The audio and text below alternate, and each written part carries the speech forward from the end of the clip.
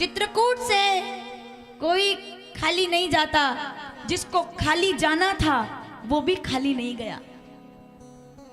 जिसको खाली जाना था वो भी खाली नहीं गया। सिर पर मुकुट रखना चाहता था, पादुका लेकर के गया है कि राम जी के सिर पर मुकुट ना रहे तो कोई बात नहीं, पर राम जी की पादुका मेरे सिर पर रहेगी तो उसको जगत मुकुट कहा जाएगा। राम जी की पादुका से बड़ा कोई मुकुट नहीं है भाई, ये भरत ने सिखाया है।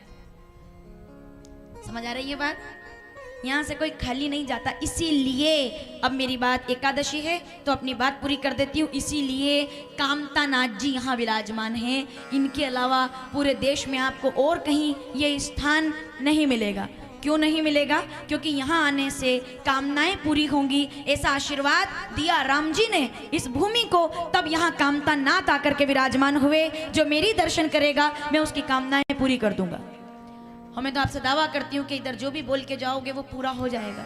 जो भी अच्छा अच्छा बोलना, लेकिन ये मत बोलना कि बेटे की शादी हो जाए। इसका कामता नाथ जी से कोई लेना देना नहीं है। ये सब चीजें मत मांगा करो मंदिर में। नौकरी लग जाए, कर्जा मुक्ति हो जाए, ये सब चक्कर में मत पड़ा करो। भगवान का कोई और इसका प्रमाण दूंगी मैं आपको आज कि ऐसा क्यों नहीं करना चाहिए। मांगो ना, उसको मांगो, उससे मत मांगो। और अगर ये बात मेरे हृदय की आप तक पहुंच जाए आज, तो आज की कथा मैं आपके नाम करती हूँ। जितने लोग सोचते हैं कि मंदिर जाने से इच्छा पूरी होती है, रामचरितमानस, अयोध्या कांड, 91 दोहा, सारी चौपाइयां पढ़े, लेकिन ये चौपाई बहुत गजब की है। काऊ न को सुख दुख कर दाता, निज कृत कर्म भोग सब भ्राता। कितने मंदिर में दीपक लगा लो।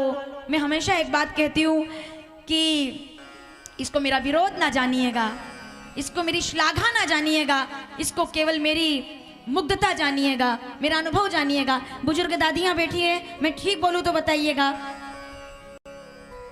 थोड़ा सा भेड़ चाल से हटकर के विचार कीजिएगा और मेरी बात पर अच्छा लगे तो समर्थन कीजिएगा।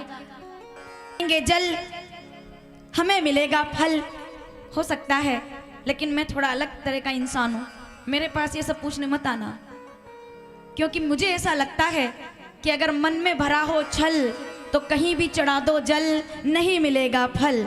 जिस दिन मिटेगा छल तब चढ़ाना जल, मिल जाएगा फल। ये सीधी बात है।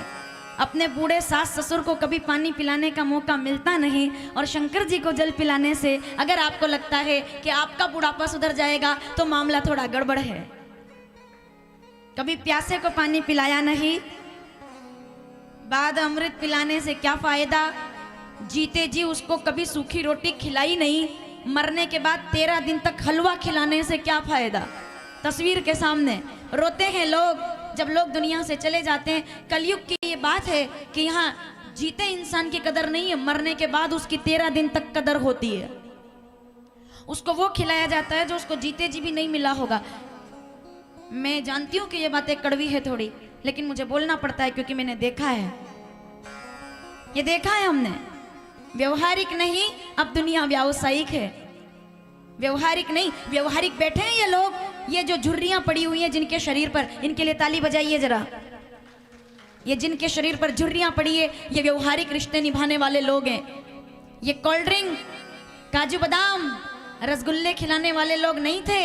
ये घर में अगर मेहमान आ जाए तो मटकी का ठंडा पानी पिलाने वाले लोग थे, पर प्रेम से पिलाते थे, सम्मान से मिलते थे। लोग आते थे, लोग जाते थे। 10-10 दिन तक बैग उठा करके लोग घरों में रहने आते थे, मेहमानी करते थे। बेटी संक्रांति पर 1 महीने रहकर जाती थी। बहुएं परिवार में मिलकर भोजन बनाती थी। ऐसी दुनिया आप लोगों ने देखी हुई है। जो बुजुर्ग माताएं बैठी है, अब वो सब क्यों देखने को नहीं मिलता? क्योंकि अब इंसान व्यवहारिक नहीं व्यावसायिक हो गया है। कांटेक्ट सबसे बनाना चाहता है, संबंध किसी से नहीं रखना चाहता। कांटेक्ट, समझ रहे हैं? इंसान आज कांटेक्ट लिस्ट है बस। 1000 कांटेक्ट होंगे आपके मोबाइल में, नंबर लगा के देखो कितने लोग उठाते हैं। कि कहीं ऐसा ना हो कि चित्रकूट गए तो पैसा मांग ले हमसे कि भैया इधर कम पड़ गया है, थोड़ा भेज दो। ठीक है, आजकल हर व्यक्ति फोन उठाने से डरता है कि कोई काम ना बता दे। बड़े दिनों के बाद याद किया, बड़े आहा क्या बात है, बड़े दिनों के बाद मेरा नाम याद आया। बड़े दिनों के बाद मेरा नाम याद आया, ये प्रेम है या फिर कोई काम याद आया? अभी दुनिया वैसी है। एक बार फिर बोलती हूँ, बड़े दिनों के बाद मेरा नाम याद आया, ये प्रेम है या फिर कोई काम याद आया? क्योंकि काम याद आता है तो आज इंसान याद आता है। व्यवहारिक नहीं, अब दुनिया व्यावसायिक है। संबंध उन्हीं से मधुर है जिनसे मुनाफा अधिक है, जिनसे फायदा है। कि इससे मेरा कुछ फायदा होगा?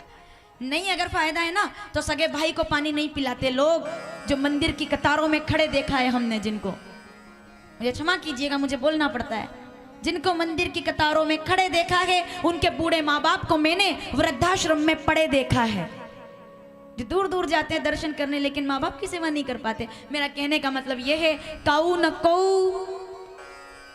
आज की कथा मैं बिना प्रमाण के नहीं बोलूंगी आपसे, उसका प्रमाण मैं नहीं दूंगी। ये प्रमाण कौन देगा? चलो बात करते हैं। ये प्रमाण कौन देगा बताओ? कि काऊ न कऊ सुख दुख कर दाता, जो जैसा कर्म करेगा। इससे अच्छा बोलने के लिए इस विषय पर मेरे पास कुछ नहीं है, इसलिए बहुत सावधानी से सुनिएगा। एक बूढ़ा राजा अपनी पत्नी का हाथ पकड़ करके कहता है कि ये तो होना ही था।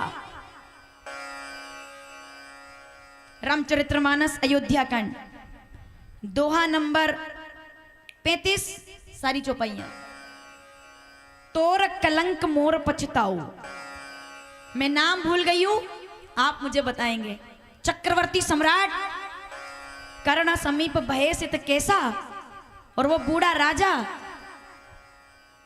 पत्नी का नाम मैं बताऊंगी, पति का नाम आप याद करेंगे।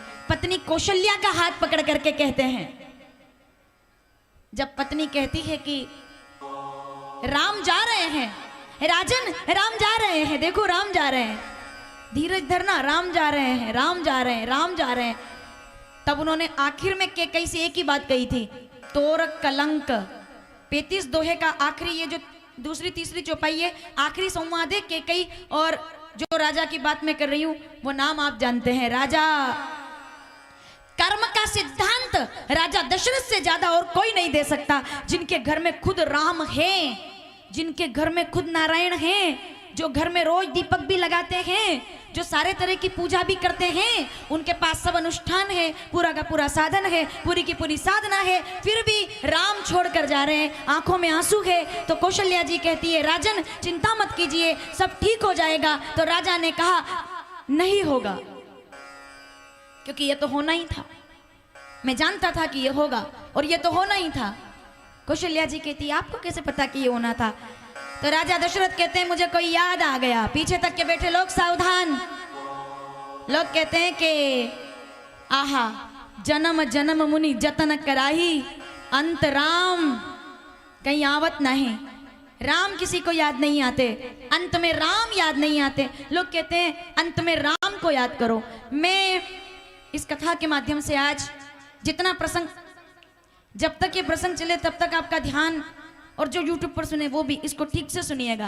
लोग कहते हैं अंत में राम को याद करो, मैं कहती हूं नहीं, और मेरे कहने से कुछ नहीं होता। राजा दशरथ कहते हैं नहीं, कौशल्या जी कहती है राम को याद करो।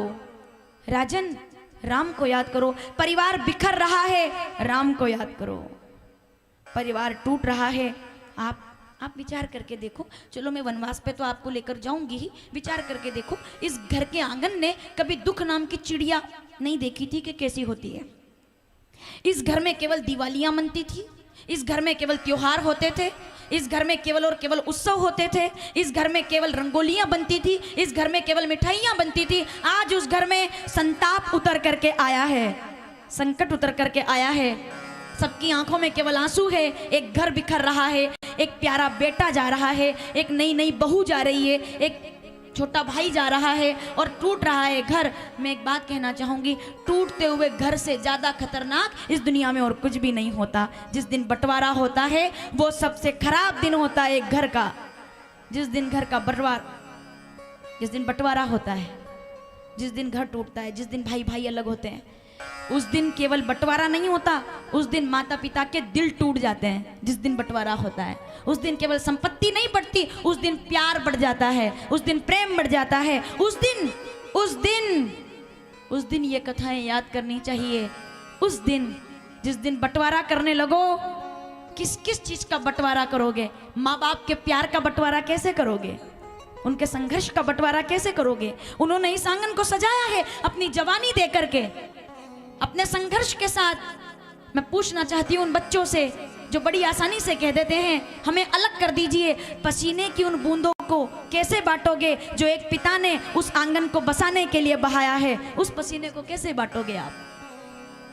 उन रंगोलियों का हिसाब कैसे दोगे जो माँ बाप ने उस घर को सजाकर दिवालियों में मनाए हैं? उसको बंटवारा कैसे करोगे आप? बर्तन बांट लेते हो, दुकान बांट लेते हो, मकान बांट लेते हो,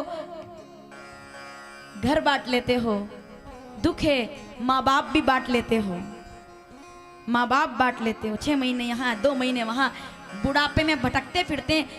मैं क्या कहूँ, मुझे कई बार बहुत दुख होता है। पार्क में, बगीचे में, बड़े शहर के पार्क में कभी बूढ़े दादा दादी को लकड़ी लेकर के बैठे देखो तो ये मत समझना कि कोई बूढ़ा मर्जी से बैठा है, मजबूरी से बैठा हुआ है, क्योंकि उसका एक लड़का इंदौर में रहता है और दूसरा कोटा में रहता है, इसलिए उसको लकड़ी लेकर पार्क में टाइम पास करना पड़ रहा है, क्योंकि उसकी पत्नी इंदौर में है और वो कोटा में है। कभी पार्क में बैठे हुए बूढ़ों को देखना, पार्क में बैठे हुए बूढ़े, बूढ़े नहीं है वो मजबूरियां हैं। उनको गांव में होना चाहिए था। अगले शब्द पर ध्यान मिले आपका, उनको बुढ़ापे में गांव में रहना चाहिए था। वो बेटों की वजह से शहर के पार्क में तनाव में बैठे हुए हैं। ये आज की सच्चाई है। जो आपको लगता है कि बूढ़े बैठे हैं बेंच पर, वो मर्जी से नहीं बैठे, उनका बेटा नौकरी करता है वहां, तो बेटा गांव में नहीं रह सकता, इसीलिए माँ बाप शहर में रहने लगते हैं। मतलब वो जीवन में भी त्याग करते हैं, जवानी में भी त्याग करते हैं और बुढ़ापे में भी त्याग करते हैं। इसके बाद रह जाती है केवल मृत्यु। तो भैया फिर ऐसे से तो बेटा हो तो एक हो, पर बुढ़ापे में सुख देने वाला हो, नहीं तो फिर क्या है? सुनी जननी सोई सुत बड़ भागी। ये सच्चाई है बस, मैं और कुछ नहीं बोल रही, मैं बस सच्चाई बोल रही हूँ। राजा दशरथ, फिर लाती हूँ आपको साथ। राजा दशरथ देख रहे मेरा परिवार टूट रहा है और एक चक्रवर्ती सम्राट ये बात आज चित्रकूट के मंच से आप तक पहुंचाना चाहते हैं कि दुनिया में इंसान सबसे जीत सकता है, लेकिन परिवार से कोई नहीं जीत सकता। और जो परिवार से हारा है वो दुनिया में कहीं भी विजयी नहीं हुआ। जो परिवार, हम दुनिया में सबको समझा सकते हैं, परिवार को नहीं समझा सकते। टूटना है तो वो टूटेगा। एक जहर, क्या बात कर रहे हो आप? एक जहर बस। आधी रात को आकर वो कहती है कि तुम बन जाओगी दासी, भरत बन जाएगा राजा, राम बनेंगे राजा, भरत को बनाओ राजा वरना तुम बन जाओगी दासी। और तब 1 घंटे में, केवल 1 घंटे में, रामचरितमानस अयोध्या कांड दोहा नंबर 12, नाम मंथरा मंदमती चेरी केकई केरी। मंथराएं तो तैयार बैठी हुई हैं आपके घर को तोड़ने के लिए। अपने घर के दरवाजे के राम को सुरक्षित रखना तो घर टूटेंगे नहीं आपके। मंथराएं तो तैयार बैठी है हमेशा कि कैसे घर टूटे। समझ आ रही है मेरी बात? कोशिश करना कि घर टूटे ना, कोशिश करो कि घर टूटे ना। अलग मकान में रहो कोई विरोध नहीं, व्यवस्थाएं अलग हो कोई विरोध नहीं, भाई भाई अलग भी रहे कोई विरोध नहीं, मकान अलग कर लो, दुकान अलग कर लो, व्यापार अलग कर लो, प्यार कभी हृदय का अलग मत करना। राम कथा बस ये चाहती है। व्यापार अलग करो, घर अलग करो, कारोबार अलग करो, बस प्यार अलग मत, प्यार अलग मत करो। बड़े अनमोल हैं चित्रकूट धाम से, सुन लीजिए, बड़े अनमोल हैं ये खून के रिश्ते, तू इन्हें यूं बेकार ना कर। बड़े अनमोल हैं ये खून के रिश्ते, तू इन्हें यूं बेकार ना कर। मेरे हिस्से की जमीन भी तू ले ले मेरे भाई, पर घर के आंगन में ये दीवार ना कर। ये दीवारें केवल तोड़ेगी। अब आप देखिए, दीवारें इधर है, दीवार इधर है और प्यार, बस यही तो चित्रकूट है और क्या है? यही तो सुनने आए हम। इधर दीवार है, उधर केवल प्यार है, शुद्ध प्रेम। शुद्ध प्रेम का नाम है भरत। बोलिए भरत लाल की। मेरे कहने का तात्पर्य बस ये है, बहुत ज्यादा नहीं जीना है हमें, ये गलतफहमी निकाल दो कि 200 साल रहोगे एक ही मकान में। कोरोना जैसी 3-4 लहर आई, जीवन खत्म। इधर झटका लगा, जीवन खत्म। कहीं भी उधर से स्विच दबा, जीवन खत्म। तो जितना जीना है ना प्रेम से जी लो। और एक बात और सुन लीजिए, फोटो में टंगे हुए लोगों को अगर कभी प्रेम से देखो तो अपने पास बैठे हुए सांस ले रहे जिंदा इंसान को ज्यादा प्रेम से देखना, क्योंकि वो तो चला गया पर ये है, इसका सम्मान कीजिए। वो चला गया पर ये है, इसका सम्मान कीजिए। फोटो में जो लोग जाते हैं वो कभी आते नहीं, पर ये जो जिंदा है ना ये आपके साथ है, इसको खो मत। अपने माँ बाप के साथ बैठो, पत्नी के साथ बैठो, पति के साथ बैठो। मेरी बात सुनिएगा, आप सब बुद्धिजीवी लोग हैं। अपने दोस्त के साथ बैठो, अपने भाई के साथ बैठो। मोबाइल में तो बैठते ही हैं सब। अपने परिवार के साथ बैठो, क्योंकि जब ये जाएंगे तो वापस नहीं आएंगे। ये चीजें जब जाएगी, जाने चले जाते हैं कहाँ? दुनिया से जाने वाले जाने चले जाते हैं कहाँ? वो नहीं आते भाई, मैं कहती हूँ कि वो नहीं आते, वो नहीं आते, वो आ ही नहीं सकते। वो जाते हैं केवल, फिर क्या रह जाता है? यादें, कि देखो वो होते तो वो ऐसा बोलते, वो होते तो ऐसे आते, वो होते तो ऐसा करते। दादी जिंदा होती तो डोल ग्यारस पर ऐसी खिचड़ी बनाती थी कि उसमें स्वाद उतर करके आ जाता था वृंदावन का। नानी हलवा बनाती थी, नानी हलवा बनाती थी, स्वाद उतर कर आता था अमृत का। ये बातें होती में चली जाए, अगर है तो उसका सम्मान कर लीजिए। यही राम कथा सिखाती है। बस वर्तमान जो है उनका सम्मान करो। इसलिए बूढ़े बुजुर्गों का मैं बहुत आदर करती हूँ।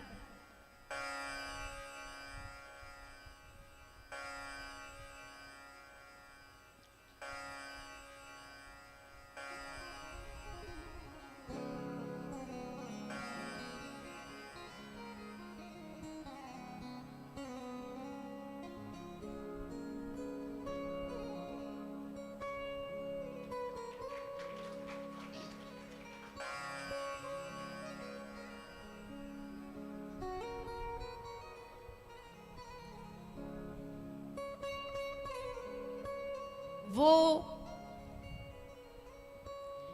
धीरे चलते हैं, हमारे जैसी स्पीड नहीं है उनमें, क्योंकि हम जैसे कितनों को वो चलना सिखा चुके हैं, इसलिए वो धीरे चलते हैं।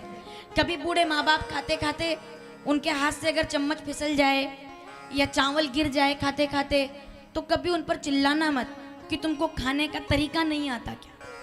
मैंने ऐसे लोग देखे हैं, महंगे रेस्टोरेंट में जाते हैं और अगर माँ बाप के हाथ से सूप गिर जाए, कपड़ों पर दाल गिर जाए, तो बच्चे चिल्ला देते हैं, बोले आपको बाहर नहीं लाना चाहिए था, आप में खाने का सेंस नहीं है। ये मैंने देखा है, आपको खाना नहीं आता। तब वो बूढ़ा बाप एक ताने से भरी हुई मुस्कान देखकर अपने बड़े लड़के की तरफ देखकर कहता है कि जब तू 2.5 साल का था ना, तब मैं तुझे इस महंगे रेस्टोरेंट में लेकर आया था। उस समय तुझे भी खाना नहीं आता था, तो मैंने अपने हाथ से तुझे खिलाया था। जहां तू आज मुझे लेकर आया है, वहां मैं तुझे लाया था। बुजुर्गों का आदर करो भाई। मंदिर के भगवान बाद में पूजना, पहले ये भगवान है, इनका आदर करो। ये झुर्रियां नहीं है, ये संघर्ष है। ये आंखें जिनकी डूबी हुई है, ये जो चश्मा लगाकर बैठे हुए हैं, ये जो लकड़ी से चलते हैं और फिर भी मुझे प्रणाम करते हैं। मैं बहुत कोशिश करती हूँ कि इन विषयों पर ना जाऊं, पर मैं बहुत हृदय से बुजुर्गों का आदर करती हूँ, क्योंकि इन कथाओं में 14 साल से कथा चल रही है, 15 साल से। कई बुजुर्ग ऐसे हैं जो पहले साल में थे, आज नहीं है। कई बुजुर्ग, मुझे शांति प्रिय जी जोशी बुजुर्ग हो गए, अभी मुझे याद आ रहे हैं। आज बुजुर्ग हैं वो, बहुत समय हो गया मिली नहीं हूं मैं उनसे, मुझे पता नहीं है कि क्या है, लेकिन मुझे याद आ रहे हैं। मुझे बूढ़े याद आ रहे हैं मेरी कथा में, जो पंडाल में बैठे रहते थे, मुझे वो याद आ रहे हैं। क्यों? क्योंकि समय है ना, सब तो नहीं रह सकते हमेशा। तो कहने का मतलब ये है कि जो सामने है उनका सम्मान करो। मरने के बाद तो सब प्यार करेंगे ही, जीते जी प्यार करो। उसी का नाम राम कथा है, उसी का नाम जीवन है।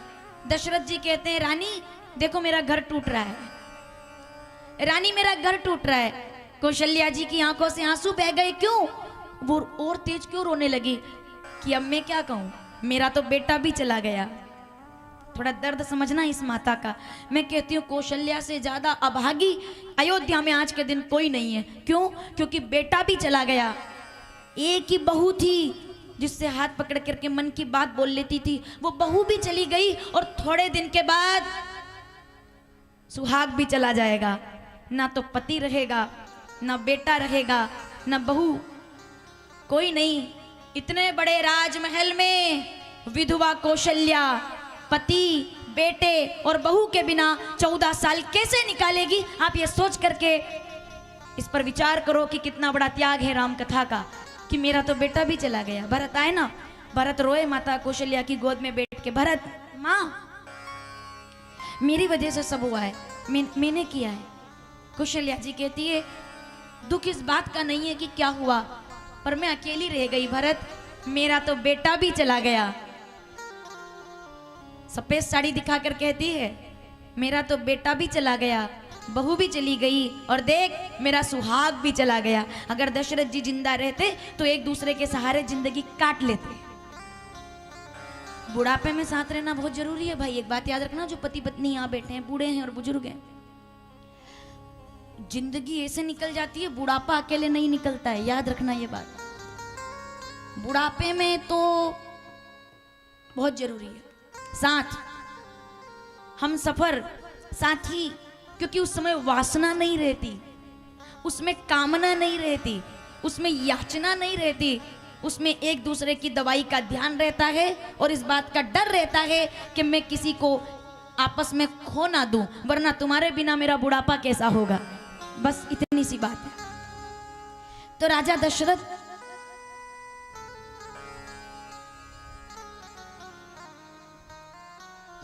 वापिस आते हैं। मैं इसीलिए डर रही थी आज के दिन से कि आज का दिन बड़ा कठिन है मेरे लिए बड़ा मुश्किल होता है कि या तो एक चीज हो सकती है, या तो बोल लो या क्या है, मतलब बड़ी समस्या होती है भाई। भरत को बोलना, वनवास को नहीं। आप मेरी बात समझो, कथा नहीं बोल रही हूं मैं आपसे इस समय। हो सकता है जब YouTube पर ये चलेगा तो लगेगा लोगों को कि समय निकल रहा है, लेकिन मैं कथा नहीं बोल रही हूँ आपके सामने, मैं आपका घर बोल रही हूँ आपके सामने, आपका परिवार बोल रही हूँ आपके सामने, आपका भविष्य बोल रही हूँ आपके सामने कि इन चीजों को संभाल लो।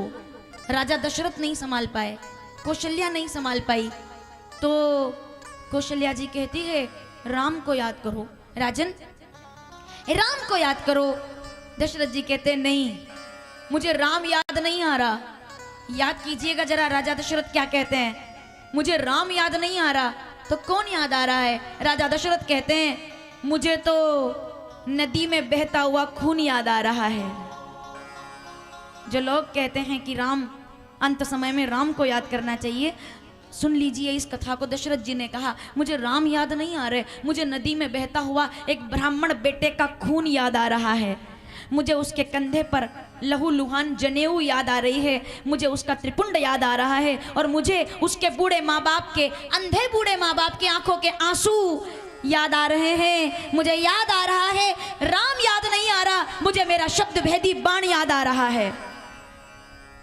मुझे याद आ रहा है कौशल्या, मुझे राम याद नहीं आ रहा, मुझे याद आ रहा है वो बच्चा जिसको मैंने शब्द भेदी बाण मारा था, और मुझे लगा कि कोई हिरण है, जानवर है, और मेरे हाथ से ब्राह्मण बेटा मारा गया। और जब वो मरने लगा और मैंने उससे पूछा था कि तू क्या चाहता है, तो उसने कहा कि मेरे माँ बाप को पानी पिला कर आइए राजन, मेरी आखिरी इच्छा है। वो राज्य मांग सकता था, वो संपत्ति मांग सकता था, वो साम्राज्य मांग सकता था, वो अपनी पत्नी का आगे का भविष्य मांग सकता था कि मेरी पत्नी विधवा हो जाएगी मेरे मरने के बाद, तो उसके लिए क्या करना, मेरे परिवार के लिए क्या करना। पर उसने क्या मांगा, पत्नी को तो याद तक नहीं किया उस बच्चे ने। वो कहता है मेरे अंधे बूढ़े माँ बाप है, उनका मेरे अलावा कोई नहीं है, उनको पानी पिला देना बस, और कुछ नहीं चाहिए, मेरे अलावा उनका कोई नहीं है, मेरे बिना वो मर जाएंगे राजन, उनको संभाल लेना बस, उनको संभाल लेना।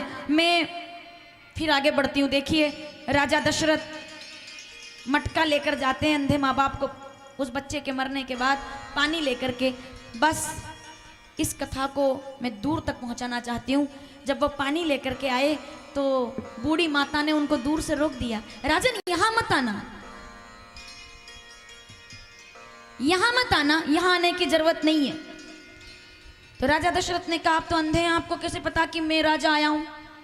तो बूढ़ी माता कहती है अंधे हैं बहरे नहीं है, अंधे हैं बहरे नहीं है।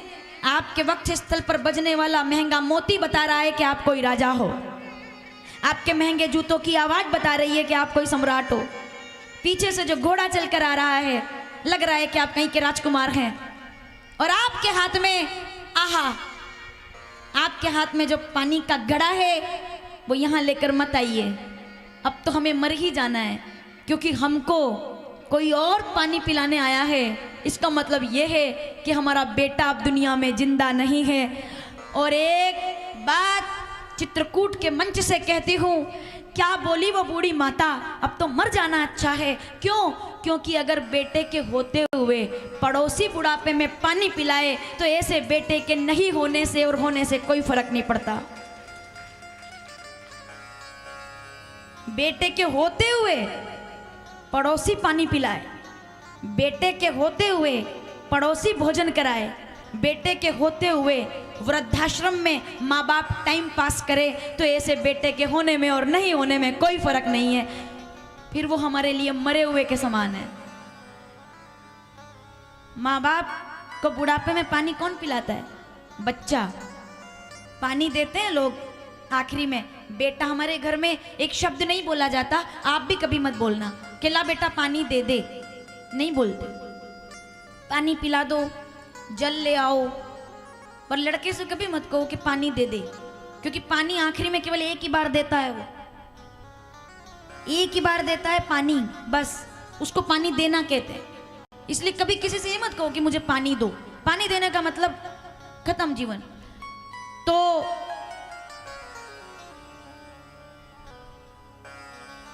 बड़ी गंभीर बातें हैं भाई, ये कहाँ कहाँ लेकर जाती है हमको।